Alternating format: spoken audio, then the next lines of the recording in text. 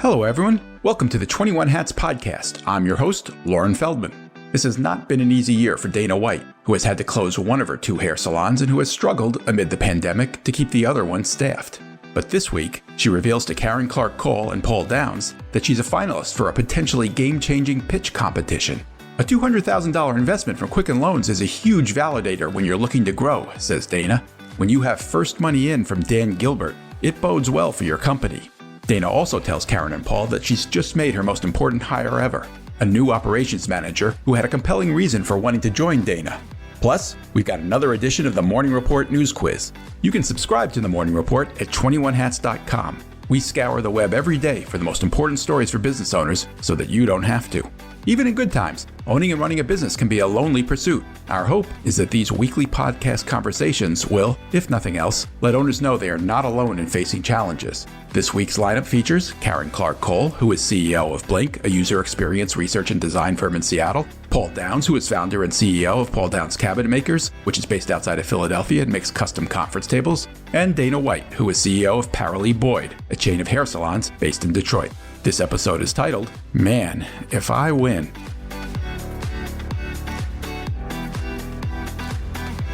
First of all, I have a quick 21 Hats update for you. If you listened to our podcast 2 weeks ago, you know that I have taken ownership of 21 Hats, which means I own the 21 Hats podcast, plus what will soon be the 21 Hats Morning Report, a daily email newsletter.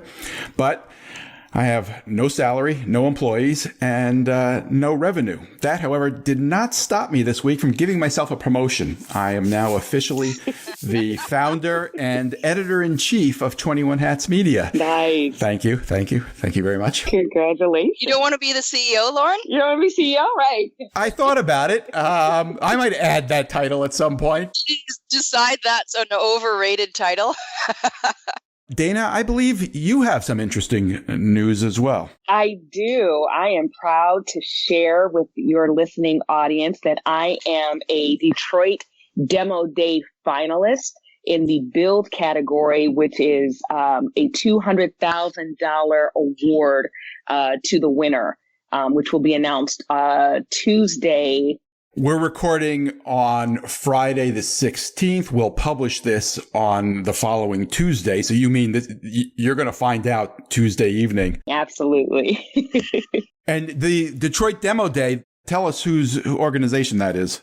So Detroit Demo Day is sponsored by Quicken Loans, which is owned by Dan Gilbert. It is their way of investing in local businesses that they feel have the ability to build and scale.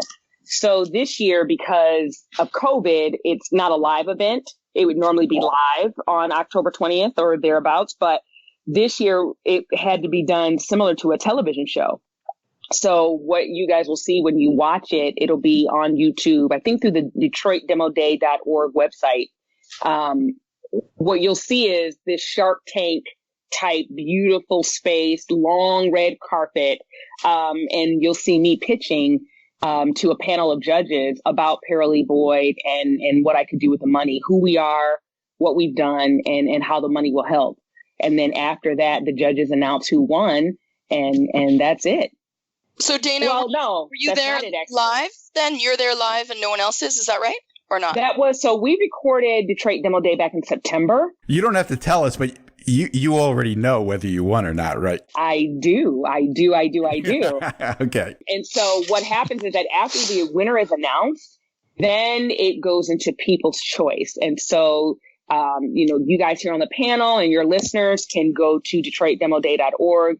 You can go to my social media at Paralee Boyd on Instagram and vote for the people's choice. If I am able to win, I receive an extra $25,000. So that'll be great. Where do we go to watch your pitch on Tuesday? I believe it's DetroitDemoDay.com. They haven't announced. It's .com. I'm on it right now. Okay. Yep. There it is. .com. DetroitDemoDay.com. And you'll be able to watch the pitch live, find out who the winner is, and vote for people's choice. And what is this going to mean for your business? Man, if I win, $200,000 investment from Quicken Loans is a huge validator when you're looking to grow. So even just being a finalist, I've been approached by people that are interested in, investing in minority women-led businesses. I was on a panel earlier this week speaking about the lack of VC dollars to minority women businesses and the need for that. And even from that panel through the Milken Institute, people have reached out to me via LinkedIn and said, you know what, I've reviewed your business model. I've looked you up online. Let's talk. So that validator from Quicken Loans, if I were to win, is his money is first money in. And when you have first money in from Dan Gilbert, it bodes well for your company. So if I were to win, I have plans for what I'd like to do with the money and how to scale. Does he get a percentage of the company? Really good question. So you have two options. Once the winner is announced, I'm assuming they sit you down and they say, hey, it can either be an interest-free loan or a convertible note. So, I have to decide. Convertible note means it starts as a loan but could become equity? Yes, it converts over a specific amount of time. Oh, so it will become equity? I believe so, yes. I believe so. And if it's a loan, do you know if there's a term on the loan?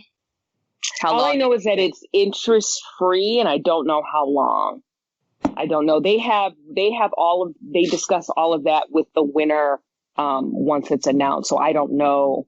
I just know that if you win, you have two options: interest-free loan or convertible note. That's it. So I don't know. Be careful you don't give too much away. Say again? Be careful you don't give too much away if you win and you go that route. Dan Gilbert, who built Quicken Loans and owns the Cleveland Cavaliers, has been for maybe 10 years now working on building the entrepreneurial community in Detroit. Does that network mean anything to you? Does that help you? Absolutely. Again, it's tied to, you winning it. So if I win, it's not just the money, it's the access to the resources and the network. That's been made very clear that the winner will get access to all of that.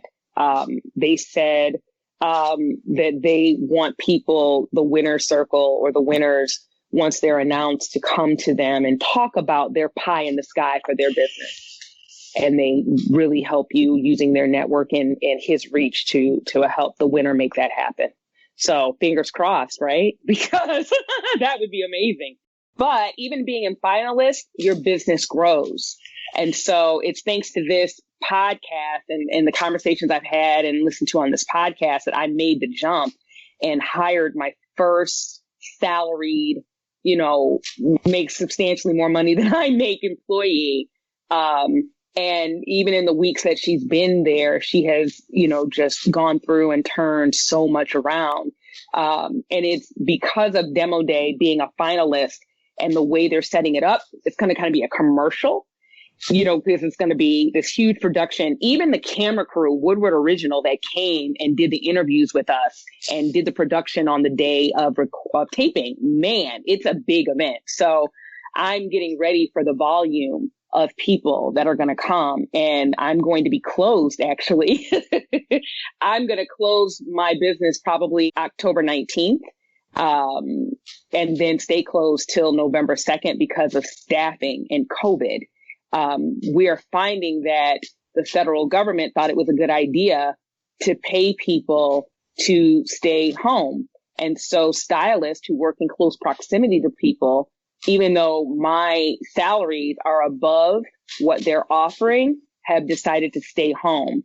And so staffing has been a challenge. So we're doing a big hiring drive. The young lady I hired, her background is recruitment. She used to be the district manager for large hair salon chains. Her largest territory was 5 states, covering over 238 stylists. So she is now working at Pearly Boyd because she doesn't have to do the travel with 2 little kids. And she's putting together a hiring drive so that we can get the staff, get them trained, and be ready to open our doors. Well, I was under the impression that the $600 a week was over. but I haven't been following it because none of my people are on unemployment. It is over. It is over. It is over, but it's not completely over. It's reduced. Well, I guess the $600 ended. The president had another initiative, which I don't think applied everywhere, but I think it resulted in an extra $300 in many areas. Yep. Michigan is one of those areas. So in addition to the Michigan state unemployment they're getting another $300 a week from the federal government. Is it a problem, do you think, that you'll be closed at the time you're a finalist for this award? Are you missing an opportunity with that? We are. I mean, ideally, it would be best if we were open, but open with limited staff would, turn people away if the service isn't up to par. If we have one stylist or two or three stylists and they can only work 2 days a week because they're part-time, it doesn't make sense. So, my operations manager and we sat down and said, okay, what are you willing to do? And I'm not willing. I'd rather you wait a week. I'm not willing to compromise the brand. So what are you going to do differently? Given the problems you've had staffing, how are you going to change things so that you find people who are willing to show up? What led us to this point is that leadership at my business checked out after COVID, because they had a lot of things going on in their personal life. And so that took a front seat. Carolee Boyd took a back seat, and that was not necessarily communicated to me. What was communicated to me was everything's fine. Everything is going to be okay. Dana, everything's fine. But no, everything wasn't fine.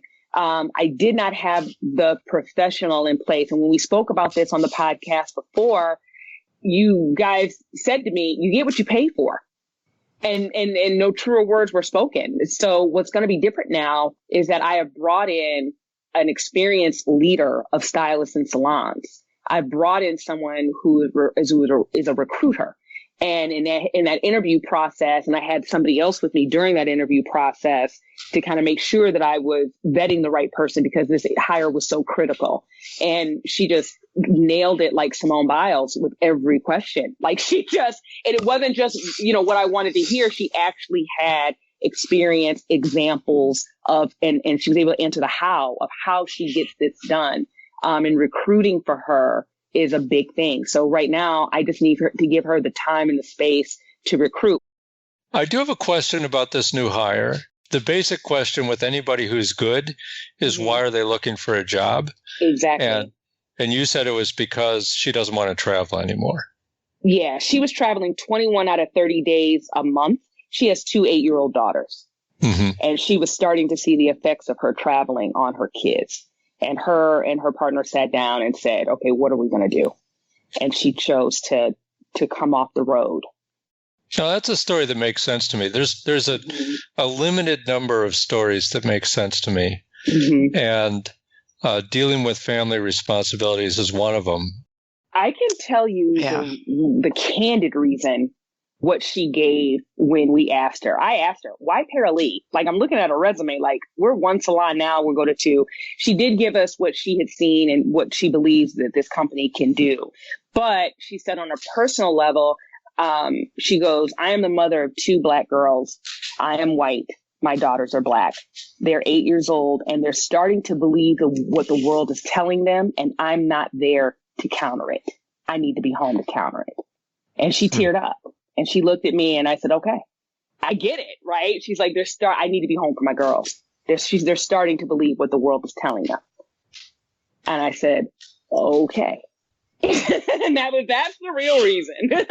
That's a good reason. That was a story. Yeah. She teared up a little bit and she looked away, but she trusted me with it. And even though that was emotional, I refocused on her experience. And I, again, a lot of the interview candidates, gave me, cursory what I can do. But she was one of the few that was able to go in the weeds and say how she can do it and give examples of how she's done it before and how it's turned a business around, and then give references that I could call that could validate what she told me. And hopefully part of her reason is she wants to show her daughters that she's working for a Black woman. That's it too. She said, I want my daughters to see me work for you. I said, okay. I didn't know how I felt about that, though. At first, I was like, okay. But she explained it to me. There's one thing she's very communicative, which I love. So we're going to turn this around. That sounds great. I think there's one thing to watch out for when people come from a bigger company is that they tend to have a list of things that were done for them because they're from a bigger company. So they could call HR, like whatever, somebody to fix the printer. And you have to be very cognizant that you don't have that same set of things available. And just make sure that you're clear that, okay, if the printer needs to be fixed, you may need to be the one to do it, or I'm the one to call. But just make sure that she understands she's in a different world, and that set up the roadmap for how to solve those kinds of problems that she's not used to dealing with. And that was a question I asked of her during the interview. I asked her, "This is a much smaller company than Great Clips. How are you? Are you a solutions-based manager? Meaning, when marketing needs to go out, marketing is Dana. When you have a filter that needs to be changed, it's not call the maintenance company for this company. It's, call the landlord. Are you able to operate without a network of resources behind you and leaning on me and us leaning on each other and you being solutions-based in order to get some of the smaller to-do items done?" And she talked to me about when she worked at a small salon, how, she did it. Sounds great. Paul, I suspect most people who answer that question know the right answer to give. Have you learned anything about how to figure out whether somebody is sincere in the answer? No. Fair enough. I tend to not hire from big companies, although I have on occasion. It's a red flag I've more heard about from other business owners, and in particular my Vistage leaders, says it's a huge one if you're hiring leadership. If someone comes out of a large corporation, they're just used to a whole different world than in a small company. In my own company, the problems we run into tend to be of the fix the printer or change the filter type. And fortunately, woodworkers are really wired to just handle stuff like that. But what my employees are weak at is thinking about systems as a solution to problems. And it's very easy in a small company to just solve problems with fixes as opposed to systems. So if you have the resources to take the next step up beyond a problem fix and then think about how do we implement a system and so that this never happens again. But that requires a lot of communication. I want to switch directions a little bit here. I want to get to a slightly different topic. As you might imagine, I've been giving a lot of thought lately to where entrepreneurs and business owners get their information, what they read, where they go for answers when they have questions. I want to ask you guys about your reading habits and where you go when you have a question. And I want to draw one important distinction, which is there's news you need to know just to be an informed citizen, know what's going on in the world. And then there's information that actually helps you run the business. Both are important. And I'm curious where you get both, but I'm especially interested in where you get information that helps you run your business. Karen, could I start with you? I look at it as it's my job to identify problems in the various conversations that I have all week long and the different meetings that I'm in. I'm always looking for ways to improve or things that aren't quite working right that a lot of people can't see because they're in the weeds. And so I have the advantage of having a higher view, just sort of like floating above it all. And I can see where something that we've been doing for a while is just not efficient anymore. It's not the right way to do it anymore. There's got to be a better way, and I don't know what the answer is necessarily. But I see it as my job to identify the problem. And so then what I'll do is start talking to individuals. Then I may have conversation with a group of people who I think are the right group of people and start talking about the problem and see what kind of solutions they come up with and start doing the research in that way. So I try to avoid having my own solution until I've heard lots and lots of input. I think what I'm hearing from you, Karen, is that you don't really have a lot of confidence that you would find help for problems that you have running your business in the media at large? There aren't websites or publications that you would go to for that kind of help? I never have, because, somebody else's advice is best passed on to somebody else, because it's never of use to yourself. There's a quote, something like that, because my business is unique. So how could I possibly get that out of a book? I think, there are some big sort of concepts that I use from other places, but when that's when I'm trying to solve a specific problem. So that the answer to that problem is always within our own company, because we're very, every company is unique. And so how could anyone else who's not on the inside possibly tell me how to do it? It's impossible. But where I go to, broaden my thinking is the Harvard Business Review. And I really, that's my Bible. And I carry, I probably have 3 publications in my bag at a time. And when I get, I'll just pick it up in the middle and read whatever I open it up to. And it's always like, wow, I never thought about that. And it's so well written and it's so relevant. Paul, how about you? Is there a place you go to to get inspiration or answer questions or help with running a business? Just the morning report, Lauren. I don't read anything else. That's it. Your check is in the mail, Paul. Okay. I tend to not look for books. Business books, I just have not had a great experience with. And you wrote one, Paul. I did, because I didn't like all the other ones. I tend to look for solutions from other business owners, particularly in my business group. And I keep an eye open for the general trends just through reading the news. But I've maybe this has been a huge mistake, but I just don't read a ton of business books. I think I've glanced at the HBR, but it always felt like it was for companies that were just way larger and had more resources than mine. And so when I was writing for the Times, I was concentrating on a set of issues that it seemed by the response of the readers that there is a sweet spot where there's things that need to be talked about that don't get aired in the ordinary media.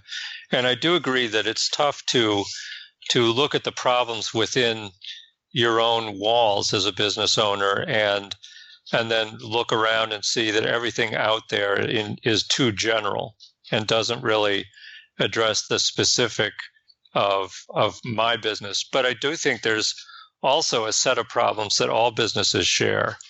So that if it was an accounting or bookkeeping issue, it's not really all that unique to Paul Downs Cabinet Makers. And often issues of how to deal with different types of employee situations are not all that unique.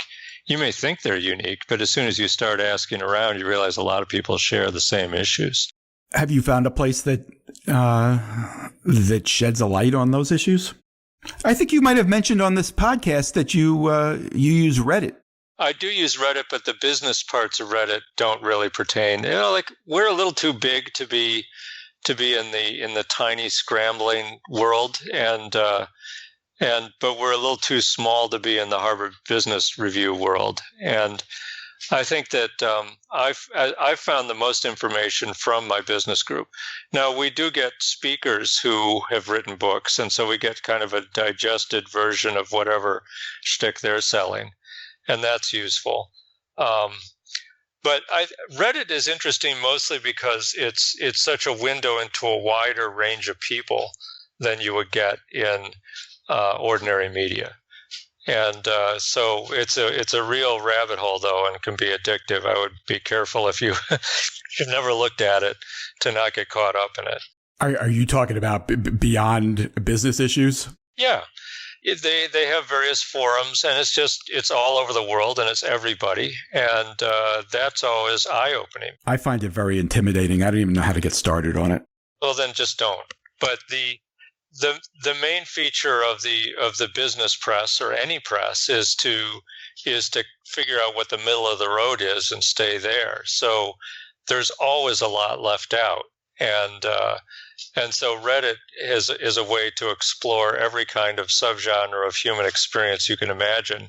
And you just realize it's a big world out there. And it's a forum where people can explain their own situation, and people who can do it well, their writing goes to the top and you get a chance to see it. So I found it to be very useful for just getting a sense of the range of people who work for me. Like, well, what is it like to grow up in a very, very different background than the one I grew up in? Or what is it like to live in a very different situation than the one I'm in now? Because I grew up relatively privileged and I still live relatively privileged, but the people who work for me are from a much wider range of places. And I just like to hear more about what it's like to be them, so I can have a better build a culture using a wide range of people. And you find it's easier to learn to get those answers on Reddit than talking to the people who actually work with you?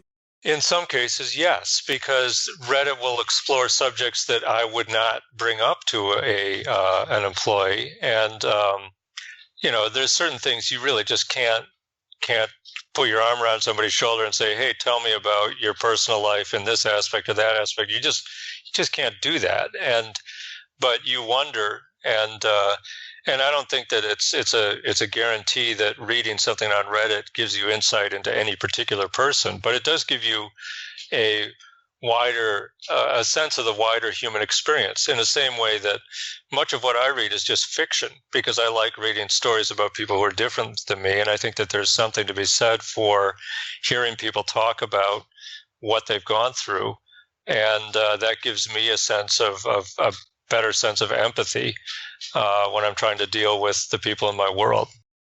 Dana, is there a place that you go for information about running a business?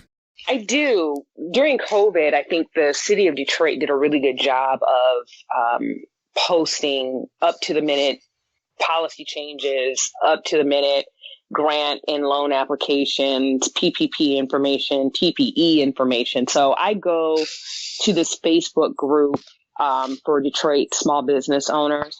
I also go to my Goldman Sachs network through their app and through their Facebook group. Facebook group for the local Detroit isn't very active, but the Facebook group for that isn't active, but the larger app that it covers everybody is very active. So I go there. Do you go there to ask questions or to read what other people have posted, or how do you use it? Both, especially people who've experienced similar things that I have. I go there to ask questions. And then I'll search while I'm waiting for an answer. I'll search, through previous newsfeed and see if anybody's ever brought it up. I also Google. Hey, how to, or not so much how to, but just to check the law, make sure I'm doing it right.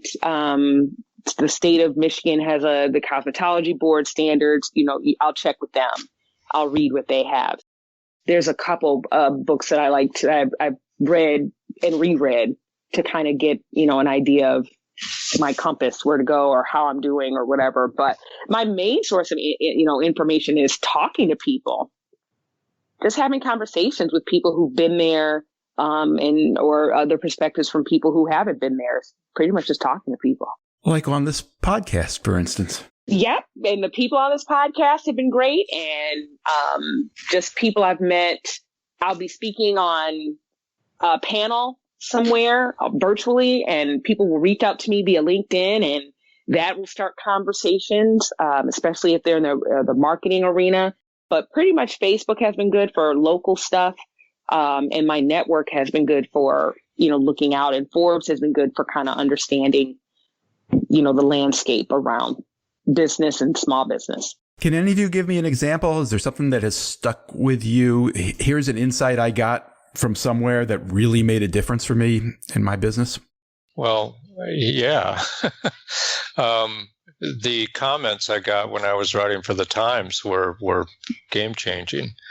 In terms of an external article, I'm having a hard time thinking of one, but I do remember being someone suggesting that I have more meetings with my people because for the first 26, 7 years of my boss life, I rarely had a meeting of any kind.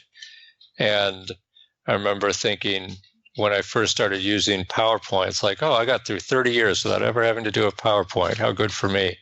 And now, I don't necessarily love PowerPoint, but the concept of going that long without ever regularly sitting down with your people was just such a huge mistake. And I couldn't see it until someone just said, you should do this. Now, having that venue was not something that's available to most people. So I just like interactive venues. Talking to people is great. Googling isn't bad, but anything that allows you to ask a question, listen to an answer, follow up, actually have a conversation in one way or another. That could be written or it could be face to face, but I think those are the best ways to get information. So I've got one for you, Lauren. It's actually Jim Collins, so our age-old business friend. And I think about it all the time, and I say it all the time, which is the idea of firing bullets and then shooting your cannon. And so the concept is prototype everything. And so really you calibrate on an idea, and you get feedback and you refine it, and you get feedback and you try this and you try that. And this is in response to solving a problem with your solutions, you think of them as bullets. So you try it on a small scale, try it with a few people, try it with a few more, try it with a few customers. And then when you get some feedback and you refine it and you get it to a point where you're really happy with it, then once you've got it to the point where it's working, then you release it to the whole company, or you release it to all of your customers, or, that's when you fire your cannon, you put all of your resources behind it and you really believe it's going to work. And then you go with it. Did you learn that lesson the hard way? Was there a time when you fired the cannon first? Oh yeah, all the time. I mean, big cannons everywhere. And so, it's just the idea of, for us, it's rolling a new concept out that, that I've worked on with a group of people to a small group of people or a few individuals first. And then it's working well with them. You gather feedback, refine it a little bit, and then you roll it out to a slightly bigger group. And then we make the big company announcement. Everyone's like, well, aren't we already doing that? And the answer is, yep, you are. And that's the beautiful thing, because along the way, you've also been doing some change management. And so people are on board because they've been able to participate. They've been able to give feedback. They feel like it's partly their idea, which is what you want if you really want this thing to be successful. Same with customers. All right. Well, appropriately enough, I have a morning report news quiz for the three of you, which will test whether you're actually reading the morning report in part, but also whether you're paying attention to business news. So if you're all ready, the first question is, we all know that if you play by the rules, it's easy to get your PPP loan forgiven. But as we noted this week in the morning report, there's a catch. Do any of you know what the catch is? The expenses you spent may not be tax deductible. That's correct, Paul. If the loan is forgiven, this is, as the rules currently are written, you cannot deduct the expense. Now, there's some speculation that may change, and it's one reason why some people are saying you should not apply yet for your for forgiveness. But it means that if you can't deduct the expense, your income is going to be greater than you expected, and some businesses are going to have a surprise tax bill as a result of that. Question number 2. As we recently noted in the morning report, an Oregon-based company called Wyld, W-Y-L-D, is on track to do $65 million in revenue this year and expects to double that next year by selling a high-end candy made of fruit and something else. Any of you know what the something else is? Cocaine? Cannabis. Yeah. Yes, cannabis. Wyld's director of sales said that the shutdowns earlier this year resulted in real hysteria. People were buying edibles like they were buying toilet paper. I'm curious, when you read something or hear something like that, a business that just explodes in that particular area, what does it make you think? Good for them. Yeah, good for them. Good for them. But it's, you also wonder, well, let me see the business, and you see, oh, it's cannabis. Well, that's different. Cannabis is going to sell. It's just why, I'm not surprised. I guess the other reaction I have is that look for 2 years from now some articles about how brilliant the CEO was, no matter what cockamamie theory this person espouses. And that's my observation is that if you stumble on the fountain of cash, it doesn't matter what you do. You look smart because the business will grow. Mm-hmm. And then people take way too much or put way too much weight on whatever set of procedures led to them not just being destroyed by it. And we get overweighting of the wisdom of the founder. Question number 3. In Silicon Valley, a big debate was recently ignited by the CEO of a company called Coinbase, who wrote a blog post that took a stand for being apolitical, for focusing on profits and not on politics or social activism.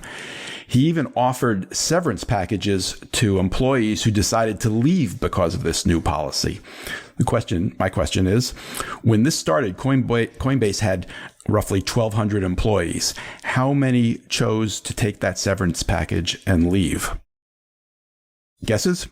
Less than 100. 12. Yeah, I'd say about 100. You guessed a little high, 60 or 5%. Okay. My follow-up bonus question is, can any of you explain what Coinbase does? It's got something to do with Bitcoin. It's a digital currency exchange. And I'm not going to go any further than that. Yeah, good for them. Speaking of fountain of cash. Well, maybe. Some guy whose theory may not make any sense, but gets a lot of publicity. There you go. There's an example. All right, last question. Netflix recently announced a new policy. It will automatically cancel the subscription of any customer who does something in particular. What is that something? Doesn't use the service. That's right. Any subscriber who fails to watch anything for a year, if you're not using the service, they don't want your money. Does that surprise any of you? That's good for them. That's awesome. Yeah. That's great. Why is it great? Being responsible. Yes, we're not going to take your money if you're not using the service. It probably won't cost them much, and the value of the PR they got for making that move is pretty high. And we just contributed. Yep. Guys, thank you very much. Lauren, I just got an email saying that the voting for People's Choice starts October 20th and it ends October 25th at DetroitDemoDay.com, and that they can vote one time per device. I just read that. One time per device. So iPhone, iPad, and MacBook. You said the 20th, that's Tuesday, right? So when people hear this podcast, they will be able to vote from all of their devices. What's the mail-in option? There probably isn't one. It's too susceptible to fraud, Paul. Yeah, that's right. Yeah. Well, I happen to own 142,000 devices, so I'll be busy for the day. That's great. Karen Clark-Call, Paul Downs, and Dana White, once again, thank you very much. Thanks for listening, everybody. This episode was produced by Jess Thuberon, founder of Blank Word Productions. Remember, we started the 21 Hats podcast to help business owners feel a little less isolated, to let them know they aren't the only ones fighting these battles. If you got something out of this conversation, please help us reach more people. Tell a friend, subscribe and review us wherever you get your podcasts. Follow us on Twitter at 21_hats. And let me know if you have a question or a comment or a topic you'd like us to cover. My email address is lfeldman@21hats.com. See you next time.